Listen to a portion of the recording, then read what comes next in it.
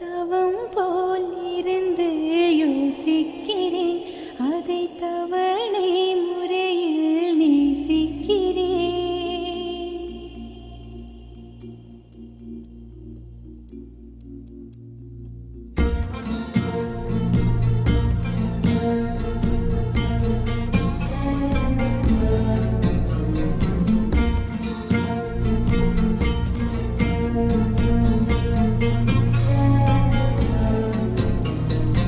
எவனோ ஒருவன் வாசிக்கிறான், இருட்டில் இருந்து நான் யாசிக்கிறேன்.